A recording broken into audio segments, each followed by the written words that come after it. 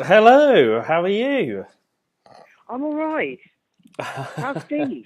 How you Oh, been? I was you going to go know, on Google then, so I was better prepared. I don't know what county Wincanton's in. Wincanton. I drove past Yeah. Wincanton. Oh, it sounds. Are you on a skateboard? It sounds like you're on a No, hang skateboard. on. It's the speed of the wind because I'm running now. It's the sprint stage. Oh, is it? Is Hang on, it? let me change ears. Hang on. Is that better? Oh, yeah, that's much better. Yeah, I've just up to the wind. Ah, So how you what? been? I'm all right, I'm all right. How are you? I'm all right. When I Yeah. left you, you were just a heap on the ground, despairing at the fact that Dorset doesn't open. Well, I can now expand on that story. and that Did it story open ends at in all at any point for you? right. Let me explain about Dorset. And I like Dorset in the summer. I go there for lots of diving. It's all very lovely, and it's brilliant. But Dorset in the winter can go fuck itself. Well, it's not winter. April's not Huh? winter. April's not winter. Well, it's not summer. But it's certainly. Surely that's not off season. Surely that's on season. Anywhere in the UK. Well, Yeah, I would say that's pretty bad. I'll tell you what. Here's my reasoning. I'll let you off shutting your entire county's worth of pubs on a Sunday afternoon from like 4. And shutting all pubs in the evening. I'll let you off that on a Sunday because it's Sunday and it's God's day. Yeah. But shutting all shops and most pubs on a Monday? Fuck you, Dorset. Fuck you, Dorset. Yeah, I mean, like that's weird, isn't it? It is Oh, weird. man. I'm surrounded by cows and I've got no steak to eat. I've got no milk to drink. It's ludicrous. But yeah, wow. So you've gone vegan. Yeah. You've gone vegan whether you liked it or not. I've been licking leaves. So yeah, so I left you. Life was good. Were we in the loop of doom? I can't remember. I think you're about to go back into the loop, weren't you? Right, so we're going into the loop of doom, and I've got my notes. I'm confident. I know it's going to be bad, but it's all right. I've got notes, and I'm prepared this time. I've got three magic potions where I can summon Brian the Wizard to save me. So if things get bad, I can just pull out my magic Brian potion and go, ping, and he appears and goes, "What seems to be the nature of your navigation problem?" So, in I go, and it's all going great, and I'm cruising along, and the sun was almost shining if you squinted your eyes. Yeah. And I get to a pub at 4 o'clock, and it's shut, and I'm like, oh, that's all right, I'll get dinner at the next one. 6 o'clock, go past. Oh, okay, that one's closed as well. That's interesting. So you go past that one, you go past another one at 7 o'clock. They're not picking up the phone when you try and call them. You're like, And then you find out that basically everywhere's closed. There's no food. Yeah. And then I get to this horrendous bit of navigation where, when you're in the loop, this Dorset Vortex, the Dorset vortex. Yeah, I've been compiling a new book. I'm going to write a book. Because everyone's saying to me, you're going to write a book about this. And I'm like, I absolutely am. So book 1 is going to be Dorset's ugliest dairy farms. Okay, so that's book 1. And then book 2, which is coming up in a day or two, is Hampshire's ugliest farms. And I never even knew you could farm car tyres or washing machines. I didn't think you grew those. It blows my mind. That's so funny. I mean, some of the ugliest. That's funny because we walked past a couple of farms, and what was relatively okay scenery. It did look like almost like a North Korean concentration camp.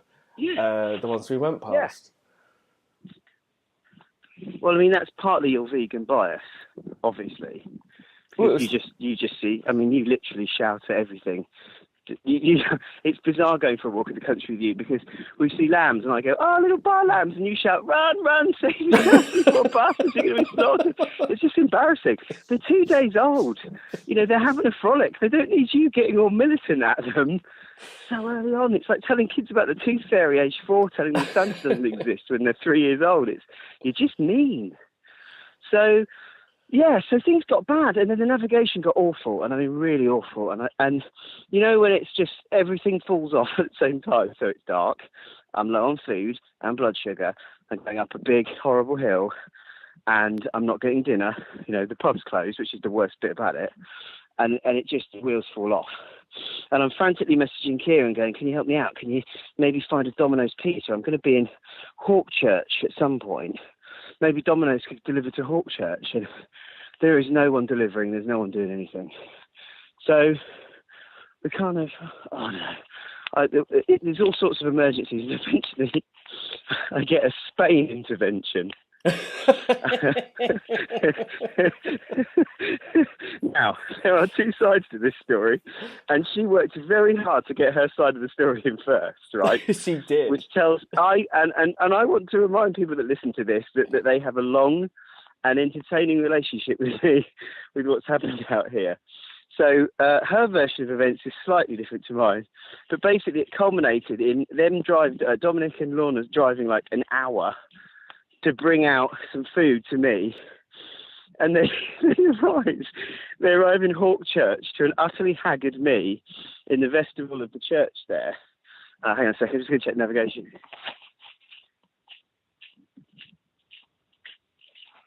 So they arrived to an utterly haggard me, sat in the vestibule of a church with my sleeping bag round me. Like, like the kid that's gone out to play and mum says, right, you've got to be back at 4. Don't be later than 4 or I'll kill you. And it's like 6 p.m. and mum's come out to find you. Yeah. And Lorna so they pull up, and in the distance, Dominic leans out the window and shouts, "Fuck you, buddy!" out to the window of this cute little town. And then Lorna sort of struts round, and I'm sat in the vestibule of this church. And it's not what she was saying; it was the tone.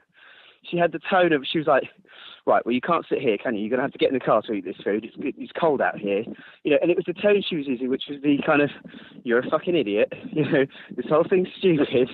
It was funny to begin with, but now that I've actually got to get in the car in the middle of the night to bring you a Mars bar, I'm just pissed off. So I got in the car and I sat there on like leather seats and with the heating on, with a little blanket round me, basically taking a bollocking while I spoonful pasta into my mouth and slurp tea and go, yeah, no, I am a bit lazy. Yeah, no, you're absolutely right. Everything's shut on a Sunday. Yeah, no, I'm sorry. You have to drive an hour to bring me food. No, I promise I never won't do it again. No, there won't be a Monarchs 3. I absolutely promise. So I got this amazing bollocking, and then a kind of hug from them both, and off they went. And I slept in the church vestibule bit for the night, which is all right. And then the next day I was like, right, well, let's get going. So I got up and I was like, it's another day. It'll be fine. The sun's up. So I ambled my way down to the seaside, and it's quite a big moment. You arrive at the coast when you set off from Worcester. And I get to the coast, I'm like, I've timed it perfectly. There's a quicker route to a coast from Worcester, you do know that? Not by train, there's not. It'd probably be more expensive. It'd probably take longer, actually. So, hang on, I'm just going to check where I am. Oh, why aren't I there yet? I want to be there. Oh. I hate it when you need to scratch your back when you're wearing a rucksack. Oh.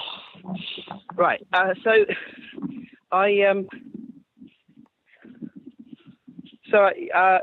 get to Charmouth and it's about 9 o'clock. So I'm thinking, right, brilliant. I can hit the pharmacy, get some talcum powder. I can, hit a newsagents, get some stuff. Probably be a bakery. That'll be nice. Maybe get some cheesy dew flips and some stuff. So I get into Charmouth. It's pissing with rain. And guess what? Nothing's open. Shop's open at 10.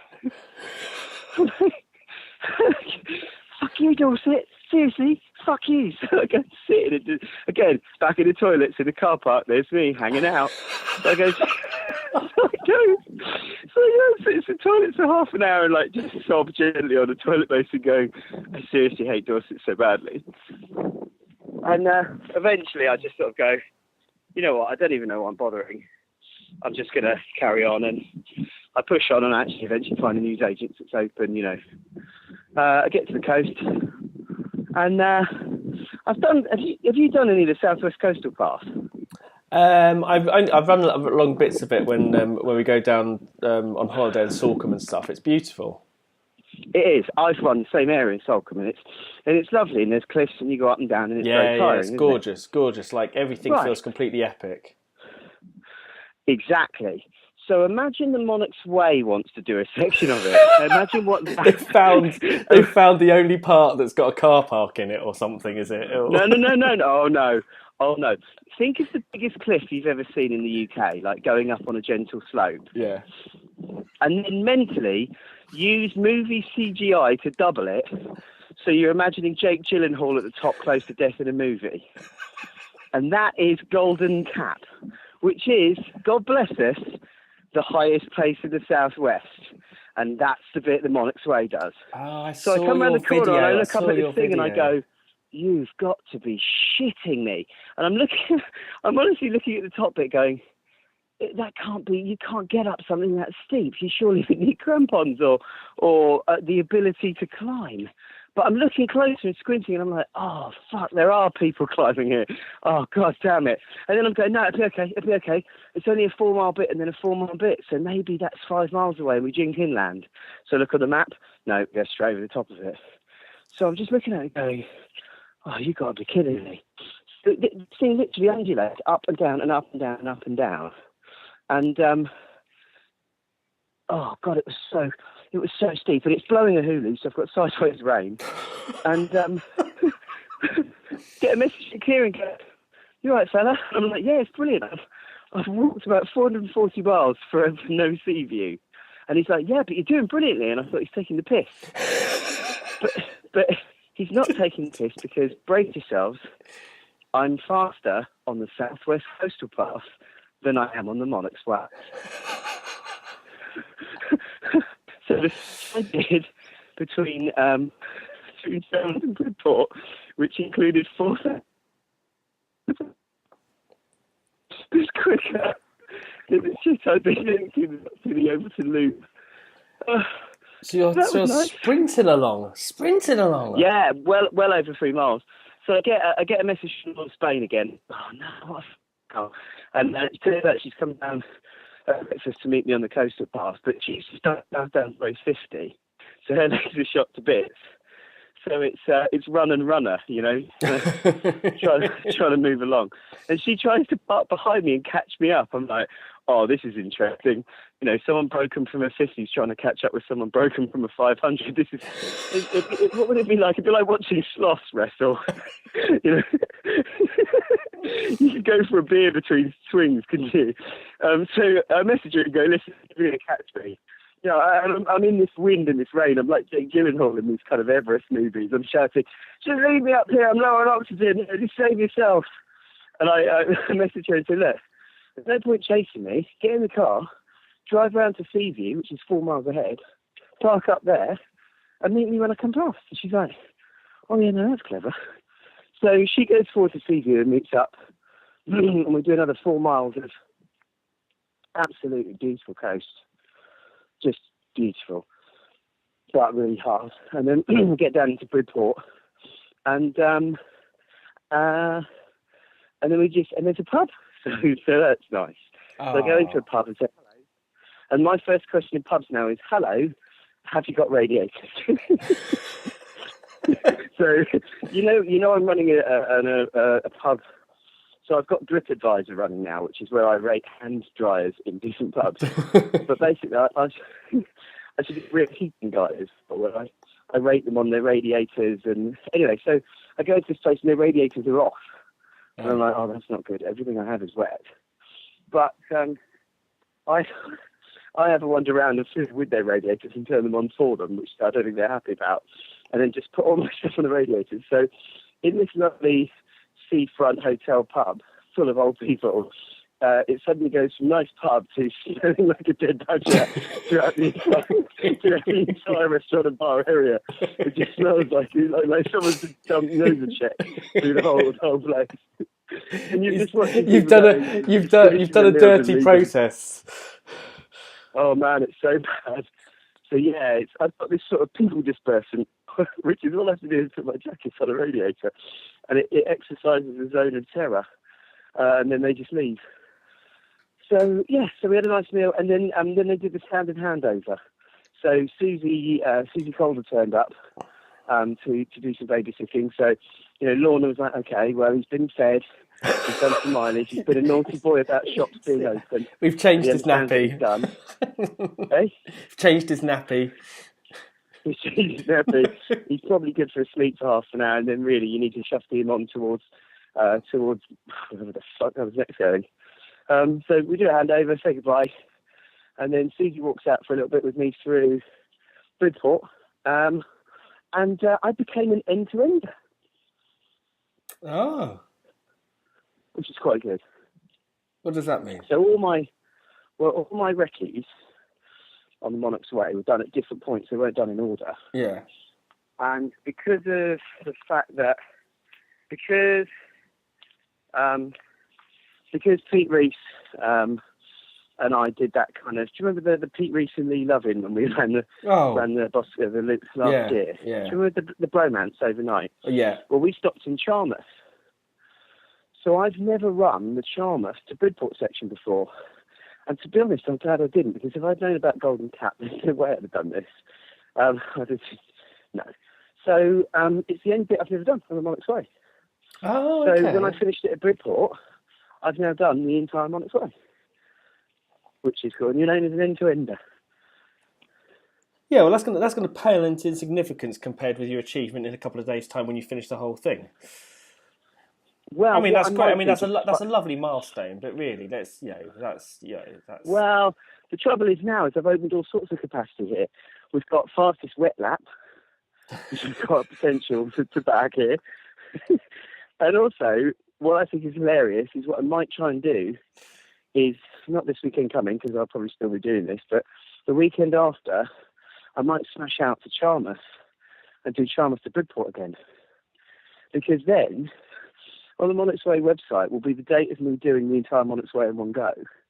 And then a week later, it'll be me being added as an end-to-end for a second loop. And people will go, hang on, he did a lap in 16-odd days. And then a week later, he'd done another one. He went out for a victory lap and did it in half the time. So I quite like the idea of that. So just to ruin John's website, I think I'm going to go out to Charmouth the week after. Oh, shut up. And go do Golden Cap again. Oh, yeah. Shut up. Why? Well, that would make me a double ender, wouldn't it? We're not covering that, though. We're not covering any of that. This is enough. But the thing is, the annoying thing about this, for people who are sat here listening to it rather than doing it, is that last year, it was the descent into madness and everything. You know, it was fun to watch. It was boring and everything. And now you're going to do it, and I don't know. I'm losing interest a little bit here.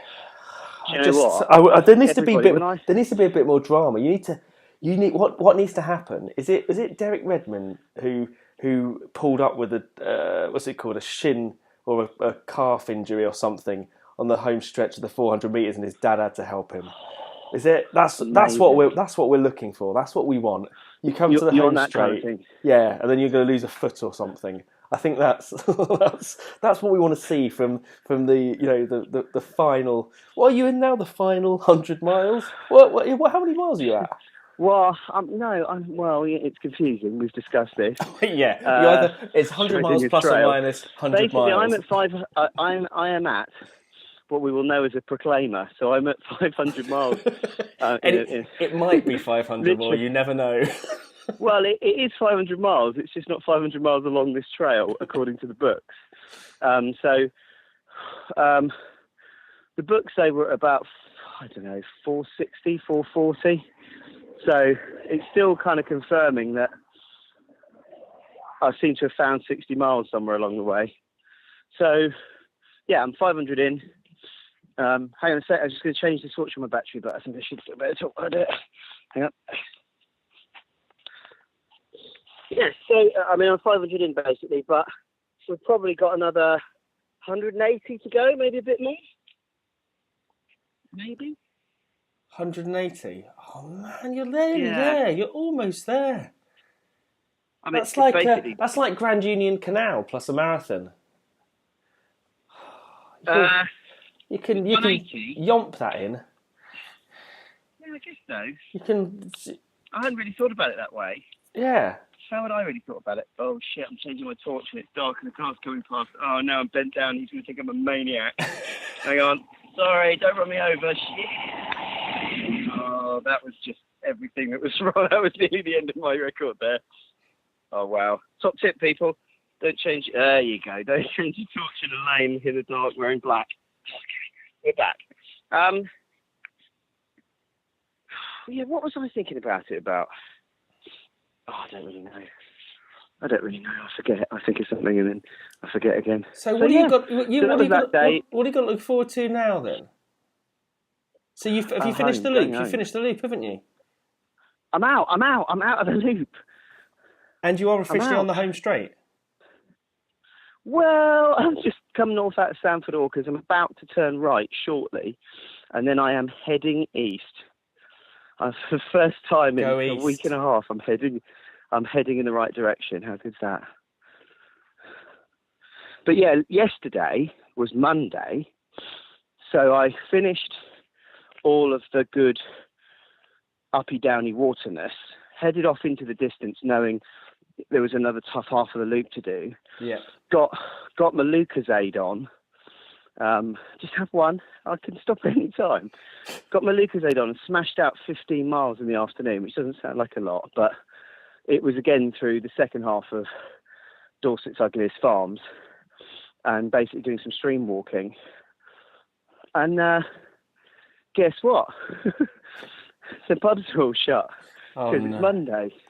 Yeah, and I'm like, oh man, I'm not even learning. And then I'm walking along going, oh, Lorna's going to be livid. And then there's this massive hill. You can Google it if you want. It's called Pilsden Hill. And it's an old fort hill. And the sun's starting to set, and it's been misty all afternoon. I think I sent you a photo for a laugh in the afternoon. Oh, yeah. To show you there was like not a lot of visibility.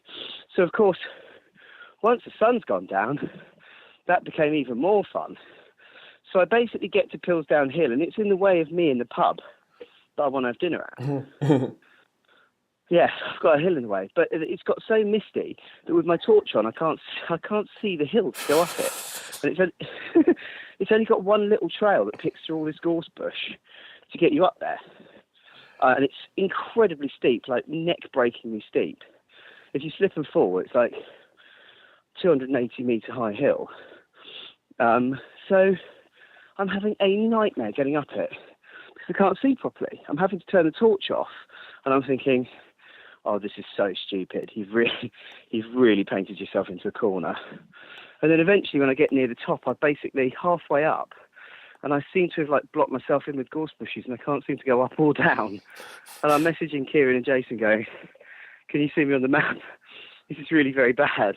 And they're sort of laughing and gleefully sending messages like, it's a hill, mate, just go upwards. It's not hard, mate. Just, if it's a choice of up or down, go up. And I'm messaging them back going, I'm not sure you fully understand how dangerous this is.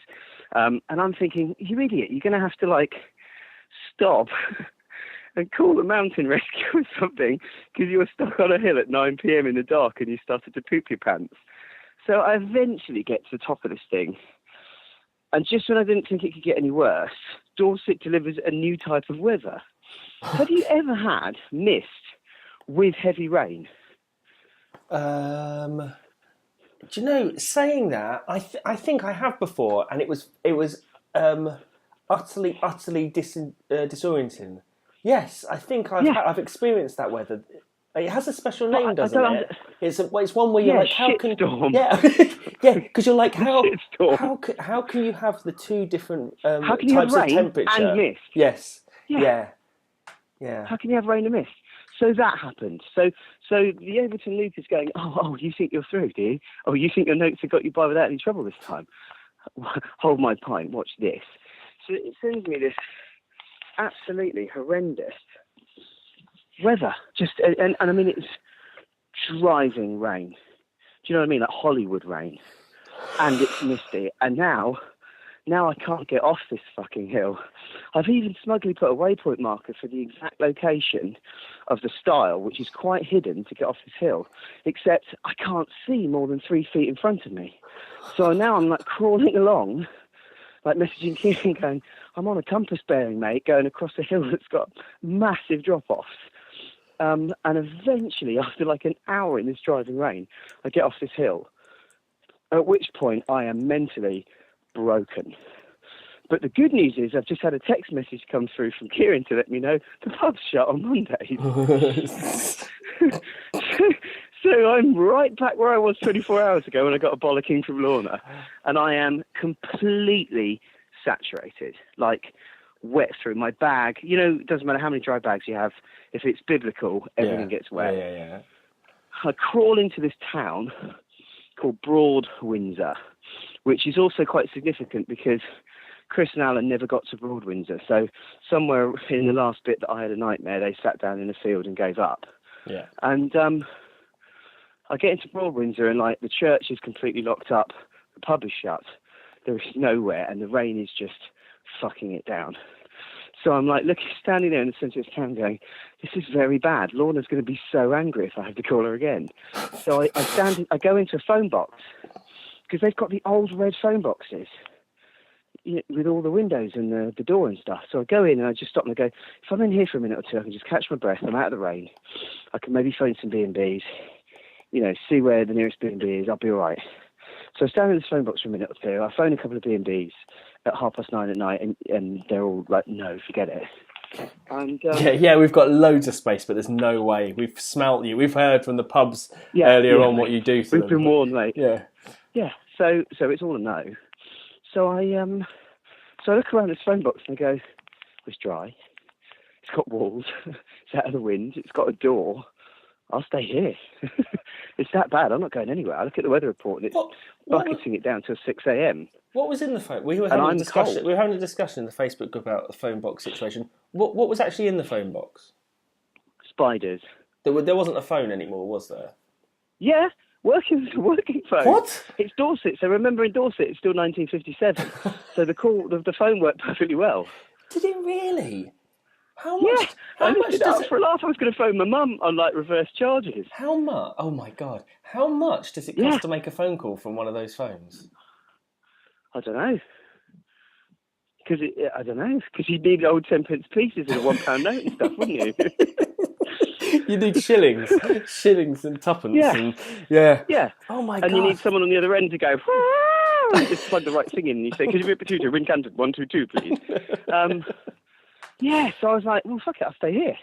And then I thought, I bet it's not easy to sleep in a telephone box, but I was so cold, I was so wet, I did a reverse Superman. So I got out of all my clothes and climbed into a sleeping bag and looked instantly shitter. So I sort of went into a phone booth looking like a knackered runner and stayed in there looking like a desperate hobo. So I climbed into a dry sleeping bag and I was like, okay, that is better. I'm now not dying. And I'm like, well, that's it. I'll spend the night here. So I thought, it's not that bad. I'll be a bit optimistic. Okay, a few cars go by occasionally and the police will probably get calls, but at least I'm dry. And, do you know, it is impossible to sleep in a telephone box. Why? Why is it impossible to sleep in a telephone box? But I tried anyway. Well, it's simple dimensions, Jody. I tell you what it's like. Surely, if you're hot, you can lie down in the telephone box quite easily. Now, I knew these jokes would happen, but actually the reality is no, I can't. Although, God damn it, I tried. I tried fetal position. I tried sleeping standing up. That didn't go well. And I tried. The most successful position was laying diagonally with my head in one corner, diagonally across, with my feet then going upwards in the sleeping bag, with the top of the sleeping bag hooked around the top of the phone. So it's like a shit hammock that's broken at one end. And bizarrely, that kind of worked okay. But basically, I just couldn't quite get to sleep. And in the end, it was so shit, I was like, fuck it. So I put all my sleeping bag inside a bivvy bag and just stuck my feet out to the floor and just slept like Dave Harvey does in a normal room with just my feet sticking into the next bit. And that was it. But no dignity. And then in the morning I wake up, all the clothes that hung up around the telephone box haven't dried.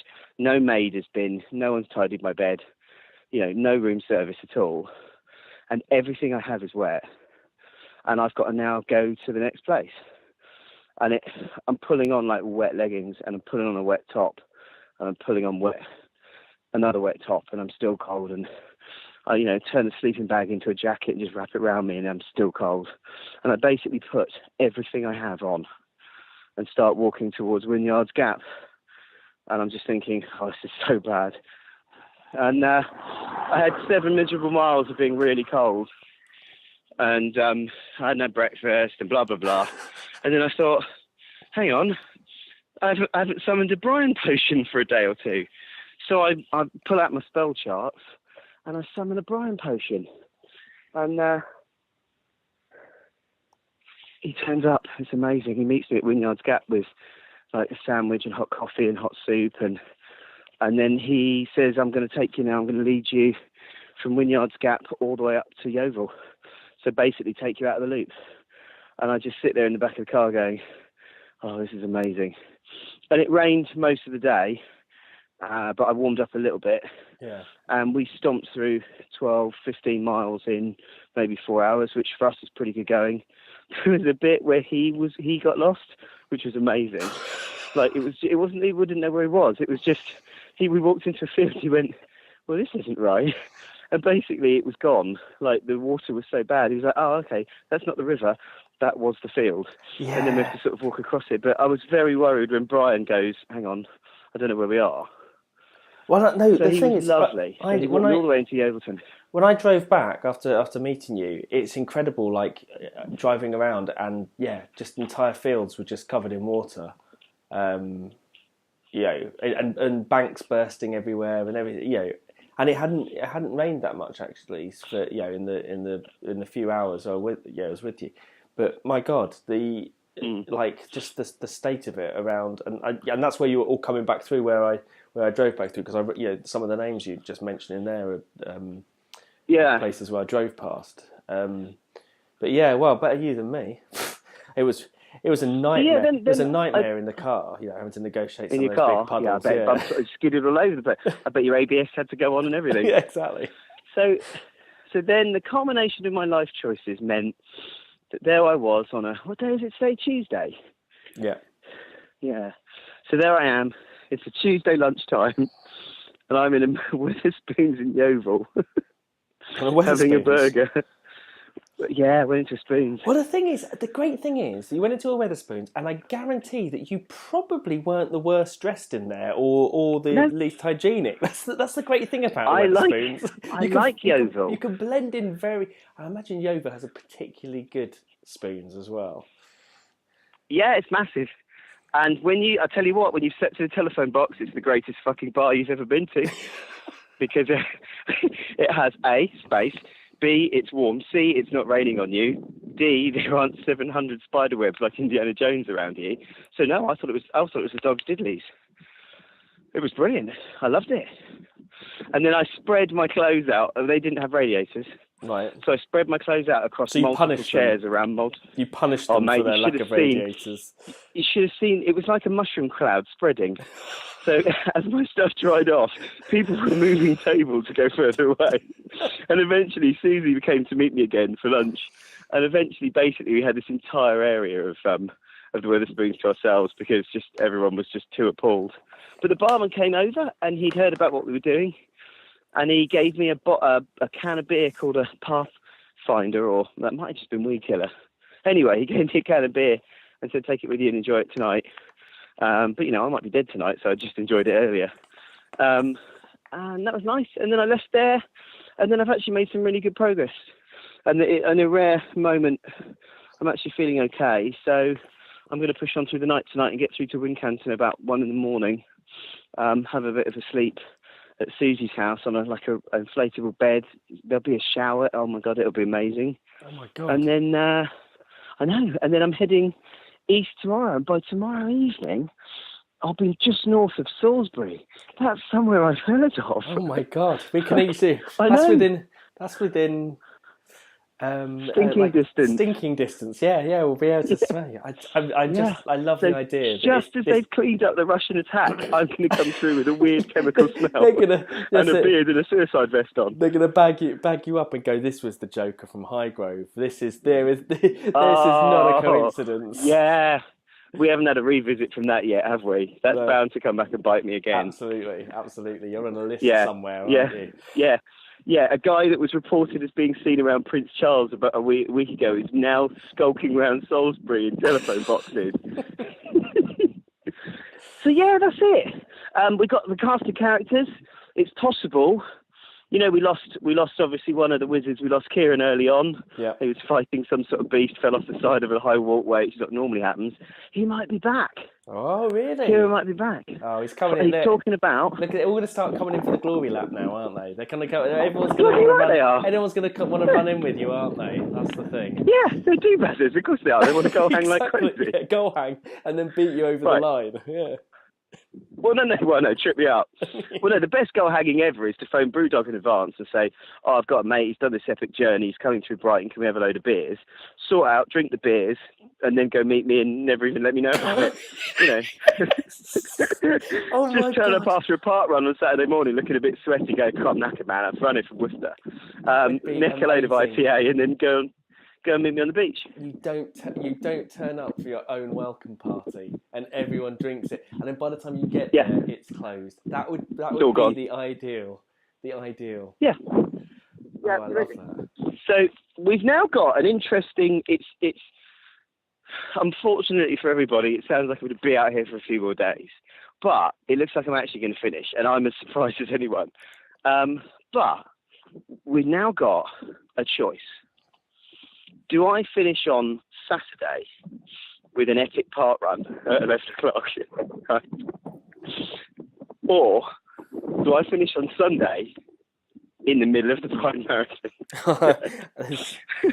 And go against the grain of, 10,000 runners trying to go from Shoreham to Brighton with me, like ambling about with a pasty in one hand, smelling like a dead badger, wandering through the middle of the course, just like having a poo on the course and wandering on. So what does a do-badder do? Do they turn up do they finish it with a park run and then go through the park run funnel without their barcode?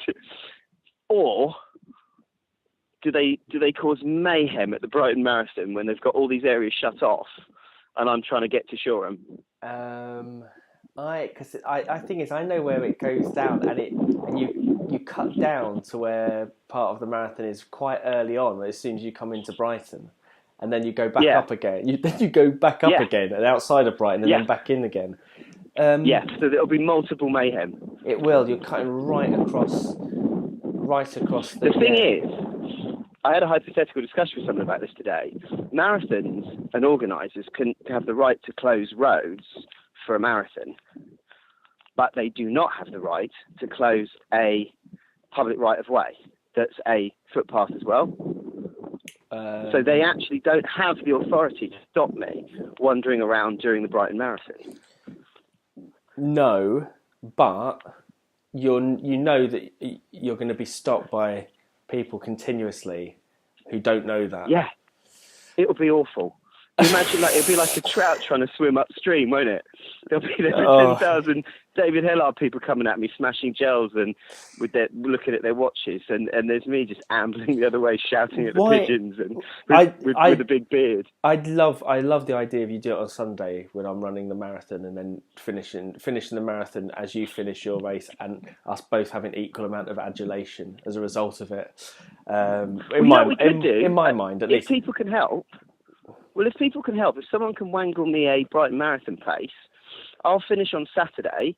I'll camp out Saturday night, or I'll stay somewhere Saturday, and I'll come and smash the sub 4 with you on Sunday. Oh no, that would be embarrassing. Imagine it. I think he should. Let me explain why. As much as I love, let me explain why. Go on. Right. So here's why. When you do quite a long race, you get battered. Yeah. You do a 50 miler, you're quite battered. You do a 100 miler, you're quite battered. Yeah. When you go out for April to do a thing, okay, it's no longer one single event. You're basically in massive amounts of marathon training. Yeah, I suppose you have done massive amounts of. Yeah, it's just if you think of it as a series of consecutive marathons rather than a. Yeah. I think the thing is, if you're going for a fastest known time, you've got to try and finish it as quickly as possible. Why? No one else is ever going to be stupid enough to have a crack at this. They'd be mad. What day do they start the official ultra? The Monarchs one. I don't know. Late May, I think, is when he sets off. He tries to wait. You know, Laz waits and then he just blows on he lights a cigarette, doesn't he? Yeah. I think Lindley waits until the oilseed rape hits 7 feet high and then he says go. Oh right, so it's not like in the next few days and stuff. It's still a few weeks away. No, I can't remember. It'll be on his website, won't it? It'll be on his website what the start date is, but I don't really know. I don't know. But yeah, so anyway, could be Saturday, could be Sunday. You got to love doing a run/walk where the wiggle room is you'll be finishing on that day or that day, and the distance he's done is plus or minus the South Downs Way 50, but we'll know when he finishes. Yeah, that's the other thing, isn't it? That's the other thing. I don't know. I got this impression you're just going to smash out the last bit really quickly. I'm quite excited. I feel like I might. The trouble is, if I get excited, like near the end, and I say, you know what, I'm going to ditch the bag and actually tap this out quickly, it's just going to fuel the fire of the "you cheated" brigade, isn't it? Because no one's going to believe anyone could run. But the reality is I've just been on one giant training exercise, and I'm probably fitter now than I've ever been. I've lost loads of weight. I'm ready for a sub 4 hour. Eddie Izzard, he was running his fastest marathons at the end of his 43 days. I mean, that was different because there was an ice cream van involved. If you can get me an ice cream van, I could do a sub 3:30. Seriously, just have a dude out the back hanging with a 99 flake and tell the driver to do 7 miles an hour, and you watch me smash that marathon out. I don't think it matters which day you're going to do, because there's going to be do-badders in town anyway, because do-badders are picking up their... It's the weekend, yeah. The worst thing that could have happened to me... Yeah, exactly. The worst thing that could have happened to me is that I finished Monarchs Way at 3 a.m. on a Wednesday. Yeah. Yeah? I mean, that just would have been utterly rubbish. It just would have been rubbish. So, actually, I love the idea of finishing on a Saturday lunchtime or a Sunday lunchtime. It's the perfect time to do it. To do that 4-mile stagger down the seafront from Brighton to Shoreham. I just think that's perfect. It's a really nice way to finish. Well, we'll see, won't we? We'll see. I mean, there's still plenty of time here. We've still got a whole couple of centurions here for me to do something stupid. Look at us talking about what it's going to be when you come into. I know that level of confidence is ridiculous. That. Someone said to me today, "How far around are you?" And we're like, "I don't know. We reckon about 5/7." 5/7.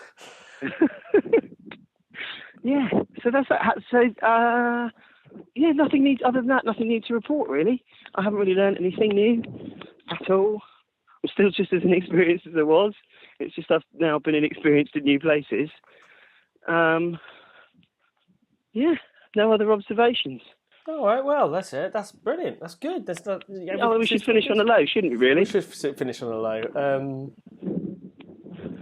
Where do you think you'll be sleeping tonight? Susie Calder's house. Oh, that's not a low. That's great. That's going to be the best thing ever. I know. She's amazing. She's like a do-badder Ripley from Alien. What? She is. In my head, and I might have just been out in the wild wilderness for too long, but she's half Ripley and half Seven of Nine. You'll see what I mean when you see her next time. You'll go, yeah, no, I can see where it comes from. Yeah. But she's great fun and she's badass. She's hardly done any running, and so she's not injured or anything, and she's still enthusiastic about running, and it's great to see people when they still like running. Do you remember this time? What? Do you remember when, getting a bag or shoes was exciting, and, you had all that promise ahead of you, and you didn't know the ultras were shit yet, and, she's done, the Bovington Marathon with Ali, so she thinks all races are that fun. And, she's got no idea yet about the, lost in the field and the race director's gone home, moments that are coming. She's got all that ahead of her. It's so exciting. Oh, dear, man. Oh, well, you sound very happy, actually. It's very, very disappointing. Right. Really? Oh, yeah. I mean, I'm sort of pleased for you, but I'm also, it doesn't make great drama, to be honest. You'd never end EastEnders like it's rubbish. This. You wouldn't. I mean, it is quite dull. Have you got a niggle? You got any niggles? Yeah, I banged my knee earlier on a big nut on a stile, and I did a swear. So now my knee hurts a little bit. Oh. I actually think my greatest danger is actually stiles. Or probably my greatest danger of potential injury. Surely it'd be the weight of hatred upon your shoulders, crushing you into the ground. Oh, is that lifting? Have you gone the other way? Is that lifting off you now? Are you? Do you know? It's weird, but the internet's been very quiet today. A lot of people have gone, oh, what happened to that fuckwit who was running for Worcester? And they've logged on and gone, fuck a duck. And then gone, bollocks. And then just everyone's done that thing where you just walk away and forget about it. Yeah, that's it. Just ignore. I'm last week's chips paper. You are. They'll be bullying someone else now. Last week's They'll be bullying someone else. Yeah. Having a go at some new guy. Oh, and I got 11 reefed on the Facebook group today. Yes, some yes, dude, you did. Yeah. Yes, I got completely America. Oh God, Maybe. Yeah, that's it. Literally, you didn't even have the glory of finishing before someone else jumped in there. Oh, you walked from Worcester to the coast. Well done. I walked across all of America. Yeah. I'd be interested on the questions because I haven't had a chance to. Can you just ask him which Winnebago he goes for?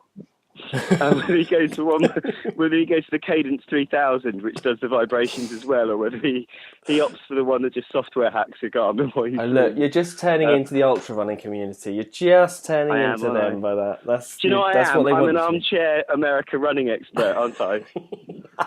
Yes. Yes, you are. Well, that's it. So, I don't know, should we talk in a couple of days? Yeah, let's do it. Let's do it, man. Congratulations. Where will we be then in a couple of days? So you could pretty much be by my house, probably running past me when I'm at work or something. Yeah, it'll be Thursday. So I'll be, heading towards Arundel and stuff. You'll have to come out and do, come and just smash out 100 miles or something with me. Maybe I will. Or maybe I'll just wait till you're in Brighton. I don't know. There's there's a lot of Johnny Come Latelys who are gonna want to join up with you now, and there's a lot of people around here, a lot of do-badders around here who are gonna want to join you for a jog and everything. I don't think you're actually gonna be fed up with company. I think after a while you're gonna have about 9